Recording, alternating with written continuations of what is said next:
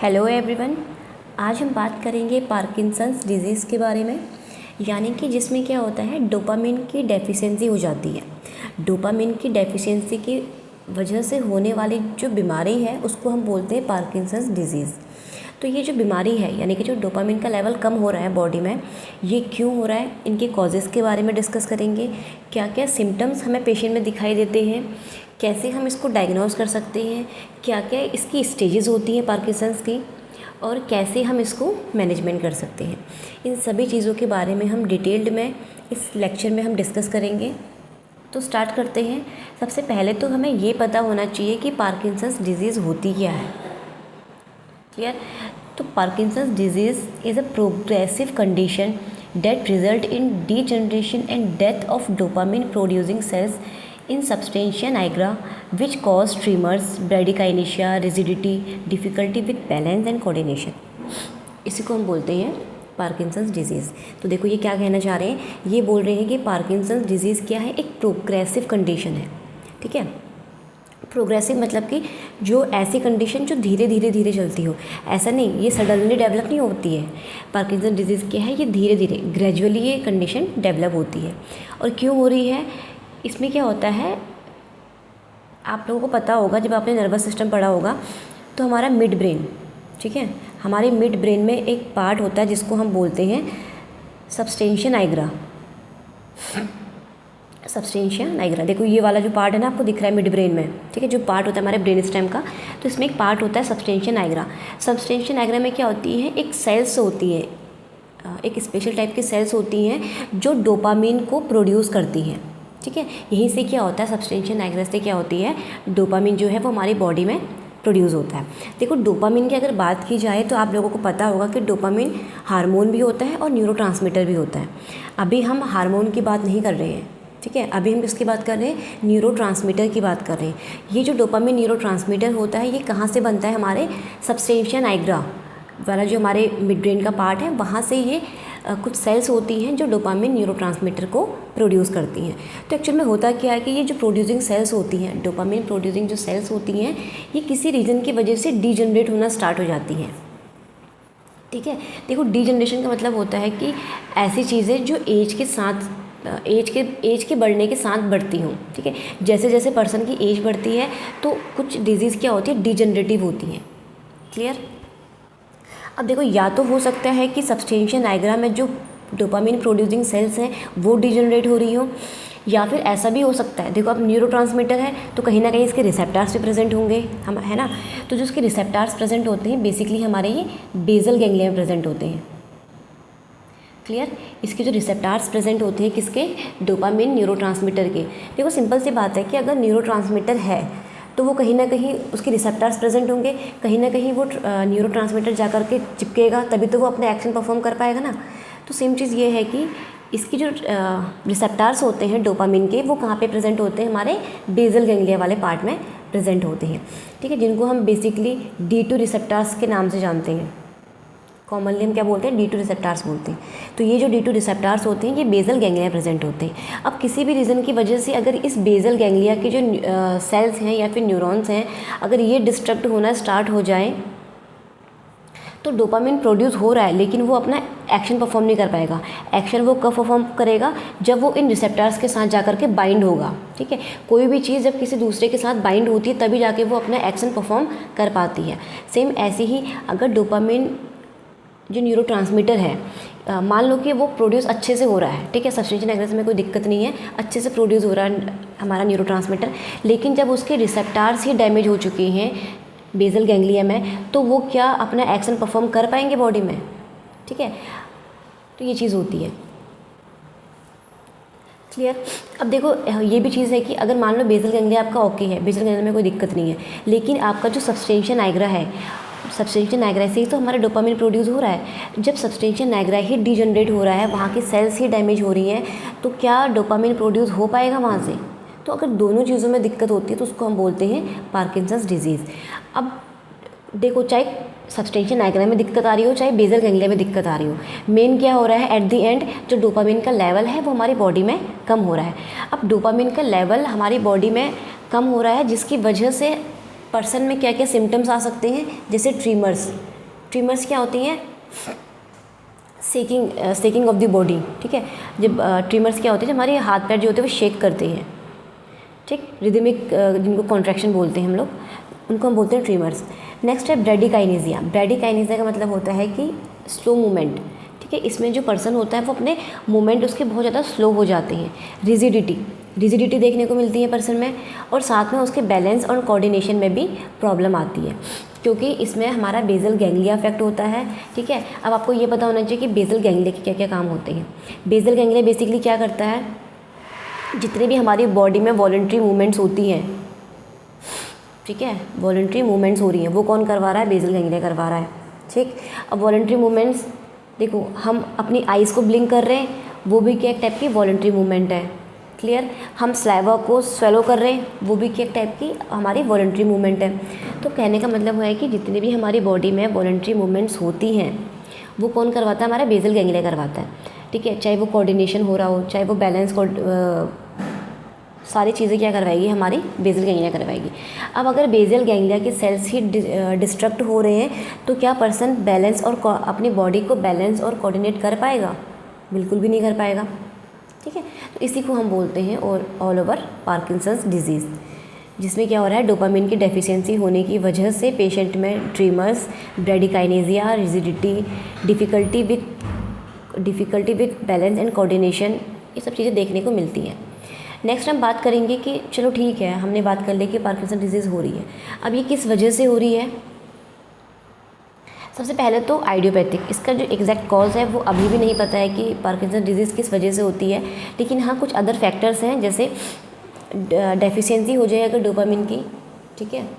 अगर डोपामिन की डेफिशिएंसी हो जाएगी तो क्या होगा, पेशेंट में पार्किंसंस डिजीज़ जो प्रॉब्लम है वो अराइज होती है। हेड ट्रॉमा, अगर पेशेंट का क्या है, एक्सीडेंट की वजह से उसका हेड में ट्रॉमा आ गया है, ठीक है, हेड इंजरी हुई है, तो इसमें क्या होगा, हो सकता है कि उसका जो बेसल गैंग्लिया वाला पार्ट है या तो वो डैमेज हो जाए, या फिर सबस्टेंशियल नाइग्रा वाला पार्ट जो है वो डैमेज हो जाए, क्लियर। एज की वजह से मैंने आपको पहले ही बताया था कि जो हमारी पार्किंसंस डिजीज़ है ये कैसी है, एक डीजनरेटिव डिजीज़ है, यानी कि ऐसी डिजीज़ जो एज के बढ़ने के साथ साथ होती है, उसको हम बोलते हैं डीजनरेटिव डिजीज़। तो ऑब्वियसली बात है कि जैसे जैसे पर्सन की एज बढ़ेगी तो वहाँ पे क्या होंगे, पार्किंसंस डिजीज़ होने के चांसेस भी बढ़ जाते हैं, ठीक है। लेकिन पार्किंसंस डिजीज़ का जो सबसे एग्जैक्ट कॉज है होने का वो क्या है, डोपामिन की डेफिशिएंसी हो गई है बॉडी में, चाहे वो सबस्टेंशियल नाइग्रा के सेल डिस्ट्रक्ट करने की वजह से हो रही हो या फिर बेसल गैंग्लिया की सेल डिस्ट्रक्ट हो रहे हैं उनकी वजह से हो रही हो, ठीक है। उसके बाद हमें क्या क्या सिम्टम्स दिखाई देते हैं पार्किंसंस डिजीज़ में, ठीक है।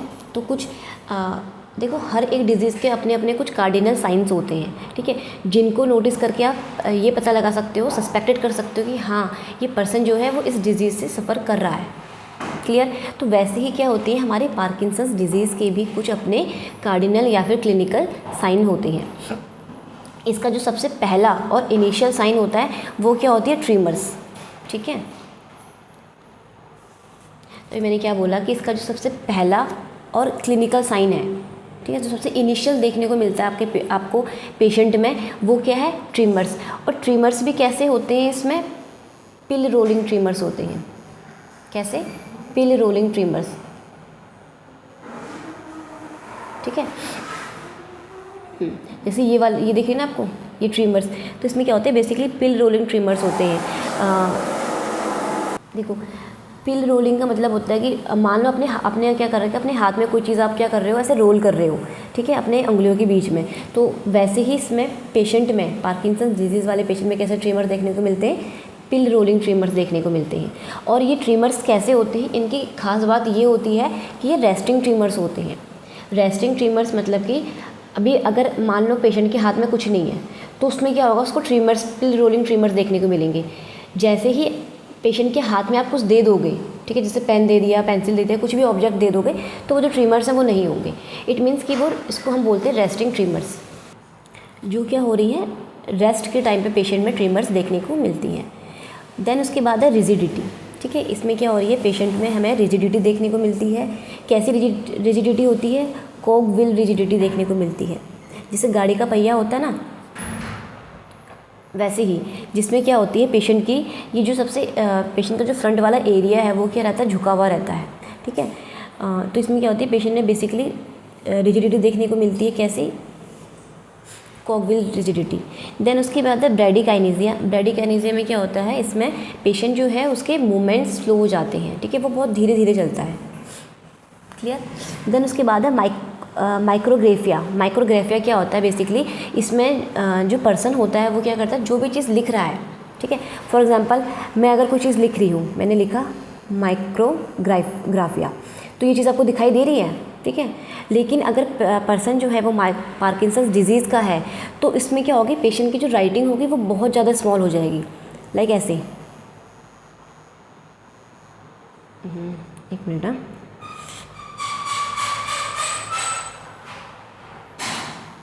कुछ इस तरीके से, ठीक है, मतलब बहुत छोटी स्मॉल राइटिंग हो जाएगी पेशेंट की, उसको हम बोलते हैं माइक्रोग्राफिया, क्लियर। उसके बाद है पर्सन में पोस्चरल और गेट प्रॉब्लम देखने को मिलेगी।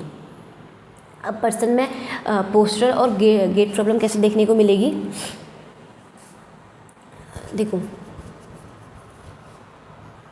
इसमें ना दो चीज़ें आती हैं, अगर मैं आपको बताऊं, एक मिनट, इसमें ना दो चीज़ें आती हैं, इसमें आती है सफलिंग गेट और एक आता है परपल्सिव गेट, ठीक है। दो गेट प्रॉब्लम देखने को मिलती है बेसिकली इसमें, कौन कौन सी, सफलिंग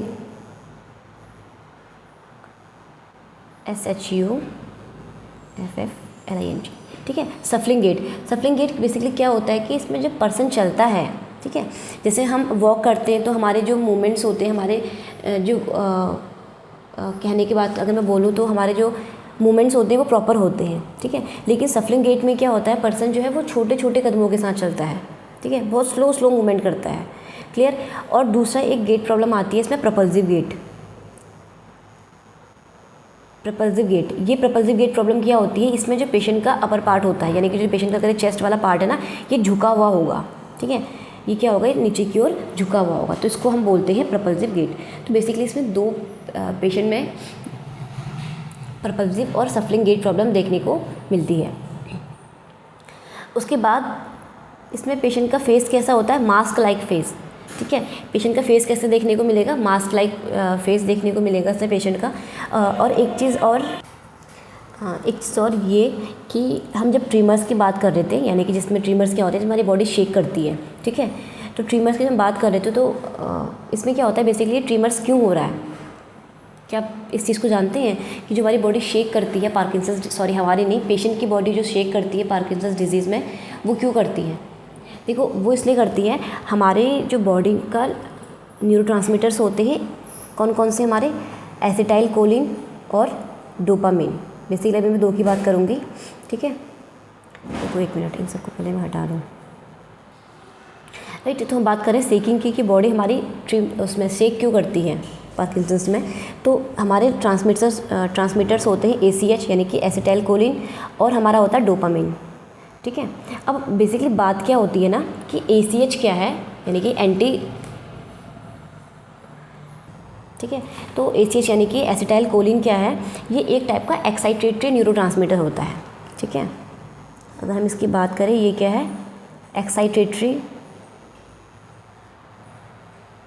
न्यूरोट्रांसमीटर, क्लियर, ठीक। तो अब होता क्या है कि ACH और डोपामिन दोनों का रेशियो हमारी बॉडी में क्या होना चाहिए, सेम होना चाहिए। अगर ACH 1 है तो डोपामिन भी हमारा 1 होना चाहिए, ठीक। लेकिन अब पार्किंसंस डिजीज़ वाला पेशेंट है तो क्या होता है, डोपामिन का लेवल, मैंने आपको बताया कि डोपामिन का लेवल कम हो जाता है।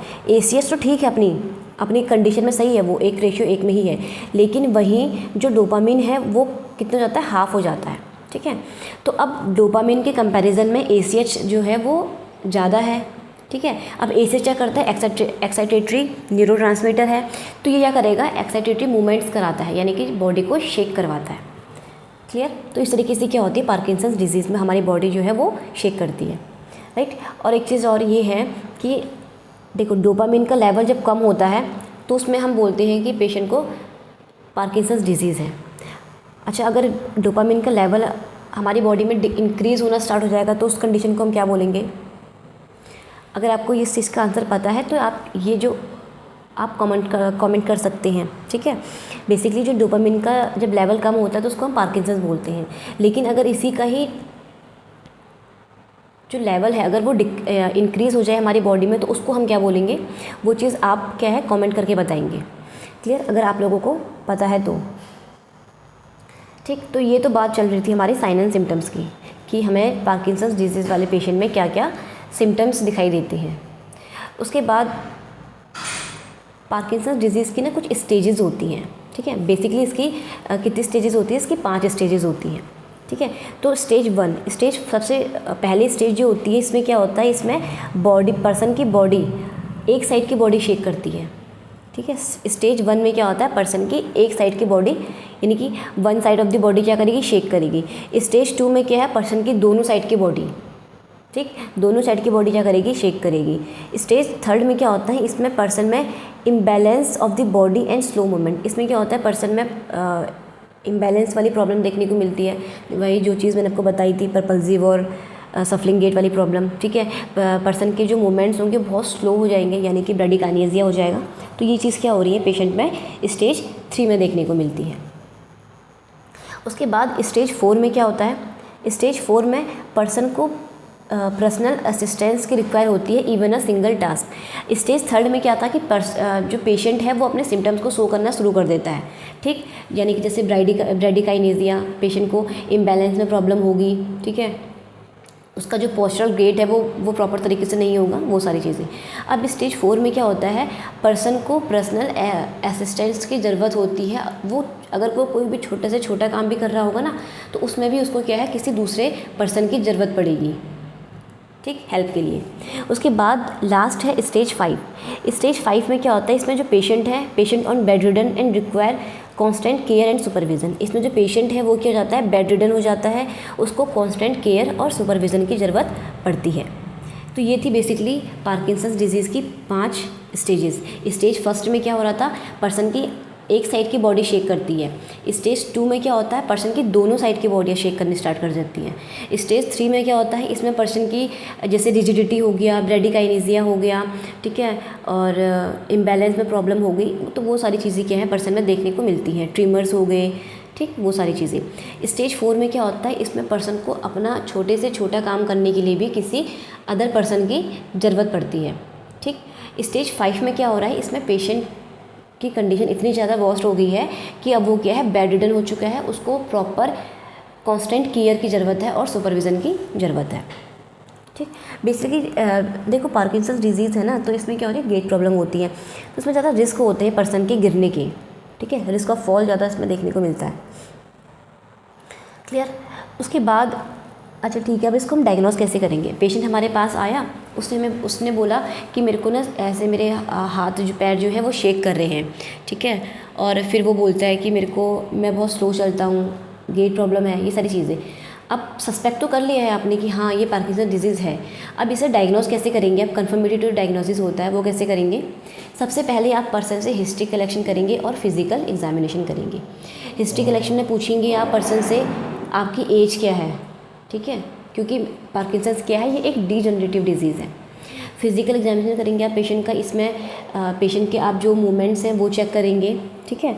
देन उसके बाद सिटी स्कैन और एमआरआई होता है। क्लियर। हम पर्सन में सिटी स्कैन और एमआरआई कर सकते हैं, ये देखने के लिए कि डोपामिन का लेवल जो है वो कितना ज़्यादा डिक्रीज़ हुआ है। लेबोरेटरी टेस्ट परफॉर्म कर सकते हैं। वैसे इसमें लेबोरेटरी टेस्ट का इतना कोई रोल है नहीं, लेकिन हाँ अगर आप चाहो तो लेबोरेटरी टेस्ट परफॉर्म कर सकते हैं। देन उसके बाद हम इसमें पर्सन में करेंगे न्यूरोलॉजिकल एग्जामिनेशन। क्या करेंगे, न्यूरोलॉजिकल एग्जामिनेशन करेंगे हम इसमें पर्सन में, ठीक, जिसमें हम उसके गेट, पोस्चर, रिफ्लेक्सेस, सारी चीज़ें जो भी होती हैं वो सब चीज़ें क्या करेंगे हम इसमें चेक करेंगे। तो ये है इसकी क्या, पार्किंसंस डिजीज़ की डायग्नोसिस की हम कैसे डायग्नोस कर सकते हैं। देन उसके बाद चलो ठीक है, अब जो पार्किंसंस डिजीज़ है वो डायग्नोस हो चुका है कि पर्सन जो है पार्किंसन डिजीज़ वाला है। अब बात आती है इसकी मैनेजमेंट के ऊपर कि इसका हम मैनेजमेंट कैसे करेंगे। तो इसमें हम देते हैं एंटी पार्किंसंस एजेंट, ऐसे दवाइयाँ, ऐसे एजेंट्स जो हम पार्किंसंस डिजीज़ में देते हैं उन्हें हम बोलते हैं एंटी पार्किंसंस एजेंट, जिसमें हम देते हैं लीवोडोपा। देखो लीवोडोपा क्या है, ये एक DOC है, DOC बोले तो drug of choice, drug of choice किसकी, पार्किंसंस डिजीज़ की, ठीक है। अगर पार्किंसंस डिजीज़ पर्सन को है तो हम उसको लीवोडोपा उसकी चलती ही चलती है, क्लियर। और एक चीज़ और कि लीवोडोपा आप कभी भी सिंगल नहीं दे सकते हो, ठीक है। आपको हमेशा लीवोडोपा को कॉम्बिनेशन के साथ देना पड़ेगा दूसरी दवाइयों के साथ, ठीक है। आप इसको सिंगल क्यों नहीं दे सकते हो, क्योंकि देखो अगर आपने मान लो कि आपने क्या कर लिया, लीवोडोपा दे दिया, ठीक है। पार्किंसंस जो दवाइयाँ होती हैं, एंटी पार्किंसंस जो दवाइयाँ होती हैं, यानी कि लीवोडोपा जो होती है, ये क्या करती है कि डोपामिन के हमारी बॉडी में डोपामिन के लेवल को बढ़ाने का काम करती है, ठीक। इतनी चीज़ें पता है। तो अब देखो अगर आपने लीवोडोपा को सिंगल दे दिया तो इसमें क्या होगा, हमारे लीवर में क्या होता है, एक एंजाइम प्रेजेंट होता है जिसको हम बोलते हैं डोपामाइन डी कार्बोक्सिलेज एंजाइम, ठीक। तो ये क्या है, एक एंजाइम है जो हमारे कहाँ पे प्रेजेंट होता है, हमारे लीवर में प्रेजेंट होता है। अगर आपने क्या करा है, लीवोडोपा को किसी अदर दवाइयों के साथ नहीं दिया है, आपने लीवोडोपा को सिंगल चला दिया है पेशेंट में, तो लीवोडोपा क्या होगा, लीवर से एक एंजाइम रिलीज होता है डोपामाइन डी कार्बोक्सिलेज एंजाइम। ये क्या करेगा, लीवोडोपा को मेटाबोलाइज कर देगा, ठीक है। अगर इसने लीवोडोपा को मेटाबोलाइज कर दिया तो लीवोडोपा का जो फंक्शन है, जो लीवोडोपा का जो एक्ट करेगा वो नहीं कर पाएगा बॉडी में, यानी कि डोपामिन का लेवल वो इंक्रीज़ नहीं कर पाएगा। क्यों, क्योंकि उसका एक्शन परफॉर्म करने से पहले ही उसको मेटाबोलाइज कर दिया गया है, ठीक है। मतलब बॉडी में आते ही लीवर ने उसको वहीं पे ख़त्म कर दिया, तो अपने फंक्शन कैसे परफॉर्म कर पाएगा। इसीलिए कभी भी हम लीवोडोपा को सिंगल नहीं देते हैं, क्योंकि जैसे ही हम इसको सिंगल देंगे तो लीवर से क्या होता है, हमारे एंजाइम रिलीज़ होते हैं, डी कार्बोक्सिलेज एंजाइम। ये क्या करती हैं, ये लीवोडोपा को मेटाबोलाइज कर देते हैं और लीवोडोपा क्या करेगा, अपने एक्शन का परफॉर्म नहीं कर पाएगा। इसलिए हम हमेशा लीवोडोपा को कार्बिडोपा के साथ देते हैं, ठीक है। अब कार्बिडोपा क्या करता है, ये इस एंजाइम को इनहिबिट कर देता है, ठीक है। जैसे ही कार्बिडोपा इस डोपामिन डी कार्बोक्सिलेज एंजाइम को इनहिबिट करेगा तो लीवोडोपा अपना एक्शन परफॉर्म करना शुरू कर देगा। लीवोडोपा क्या करेगा, डोपामिन के लेवल को इंक्रीज़ करना स्टार्ट कर देगा, क्लियर। उसके बाद है इसमें हम एंटी कोलिनर्जिक एजेंट्स देते हैं, ठीक है।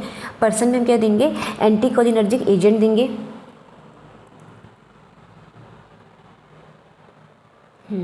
तो देखो एंटी कोलिनर्जिक एजेंट हम क्यों देते हैं, अभी थोड़ी देर पहले हमने डिस्कस किया था कि हमारी बॉडी में ACH और डोपामिन दोनों का ही क्या होना चाहिए, रेशियो बराबर होना चाहिए। अब चलो ठीक है, अब डोपामिन क्या है, हाफ है, ACH ज़्यादा है, तो ACH को कम भी तो करना पड़ेगा ना, एसिटाइलकोलिन को कम करना पड़ेगा, जिसके लिए हम क्या देते हैं, एंटी कोलिनर्जिक एजेंट देते हैं। और एक चीज़ और कि जब भी आप एंटी कोलिनर्जिक एजेंट हम देते हैं पेशेंट में, तो हमेशा हमें इसको लीवोडोपा के साथ देनी है, क्लियर, समझ आ गई। उसके बाद एक और सबसे इम्पोर्टेंट चीज़ ये है कि जब भी पेशेंट की एंटी पार्किंसंस एजेंट चल रही हो, मतलब कि जब भी पेशेंट की दवाइयाँ चल रही हो, ठीक है, तो आपको पेशेंट को ये एडवाइस करना है कि आपको दवाइयाँ हमेशा टाइम पे लेना है। जैसे फॉर एग्जांपल मान लो अगर पेशेंट का जो ये है लीवोडोपा और कार्बिडोपा है, अगर वो BD चल रहा है पेशेंट का, ठीक है, तो अगर पेशेंट सुबह के 10 बजे ले रहा है तो उसको शाम के 10 बजे उस दवाई को लेना पड़ेगा, ठीक है। अगर वो सुबह के 10 बजे ले रहा है तो उसको शाम के 10 बजे उस दवाई को लेना पड़ेगा, तभी ये अपना असर जो है वो अच्छा दिखा पाएगी, क्लियर। बस ये चीज़ थी, बाकी सारा जो है पार्किंसन डिजीज़ कंप्लीट हो गया है, ठीक, जिसमें हमने इसके डेफिनेशन के बारे में पढ़ा, कॉजेज़ के बारे में पढ़ा, sign and symptoms, stages, diagnosis और लास्ट में हमने इसके मैनेजमेंट के बारे में पढ़ा। तो आई होप कि आपको ये वीडियो समझ आई होगी। और लास्ट इसमें ये है, ये देखो ये तो है मेडिकल मैनेजमेंट, ठीक है। अब नर्सिंग मैनेजमेंट क्या होगा इसमें, देखो नर्सिंग मैनेजमेंट आप खुद भी ऐड कर सकते हो। जैसे अगर पार्किंसंस डिजीज़ वाला पेशेंट है, ठीक, उसमें क्या हो रहा है, ट्रिमर्स हो रही हैं, शेकिंग, जो उसकी बॉडी है वो शेक कर रही है, ठीक है। और ट्रिमर्स कैसे हो रही है, रेस्टिंग ट्रिमर्स हो रहे हैं। तो उन ट्रिमर्स को कम करने के लिए आप पेशेंट के हाथ में कोई भी ऑब्जेक्ट पकड़ा दो, है ना। जैसे ही वो कोई भी ऑब्जेक्ट पकड़ेगा तो उसकी जो ट्रिमर्स होंगी वो रुक जाएंगी, क्लियर। अब अगर पेशेंट में क्या हो रही है, गेट प्रॉब्लम हो रही है, तो उसमें क्या करो, पेशेंट को रिस्क ऑफ इंजरी हो सकती है ना, पेशेंट को रिस्क ऑफ फॉल हो सकता है, गिरने के चांसेस बढ़ जाएंगे। तो जब भी आप पेशेंट को कभी भी आपको पेशेंट को पहले तो अकेला नहीं छोड़ना है, ठीक है। और हमेशा क्या होनी है, पेशेंट की बेड की जो साइड रेल्स होती हैं वो हमेशा ऊपर होनी चाहिए, ठीक। ठीक है, ताकि जो पेशेंट है वो गिरे ना। उसके अलावा दवाइयाँ जो चल रही हैं पेशेंट की वो टाइमली चलनी चाहिए। अगर 10 बजे दवाइयाँ जा रही हैं तो रात के 10 बजे वही दवाई जानी चाहिए, ठीक है। इससे क्या होगा, देखो इसका मेन मोटो ये है कि इससे क्या होगा, बॉडी के अंदर डोपामिन का जो लेवल है वो बैलेंस रहेगा। अब अगर मान लो कि आपने सुबह की दवाई 10 बजे ली और रात की दवाई आप 12 बजे ले रहे हो, तो इससे क्या होगा, जो बैलेंस है डोपामिन का वो तो बिगड़ जाएगा ना बॉडी के अंदर। तो इसीलिए इसकी जो मेडिकेशन है वो हमेशा टाइम पे लेनी है, ठीक। ये आप कुछ नर्सिंग मैनेजमेंट जो है ऐड कर सकते हैं। हाँ, और एक इम्पॉर्टेंट चीज़ ये कि जब भी आप लेवोडोपा और कार्बिडोपा को देते हो साथ में, तो इसका ना एक कॉम्प्लिकेशन होता है, इससे ना हमारी वाइटल साइन फ्लक्चुएट होती हैं। क्लियर, क्या होती है, हमारी वाइटल साइन जो है वो फ्लक्चुएट होती हैं। तो इसलिए हमेशा आपको क्या है, टाइमली पेशेंट के वाइटल साइन भी चेक करते रहने हैं, ठीक। ये सारा कुछ था पार्किंसन डिजीज़ का। आई होप कि आपको ये वीडियो समझ आई होगी। Thank you.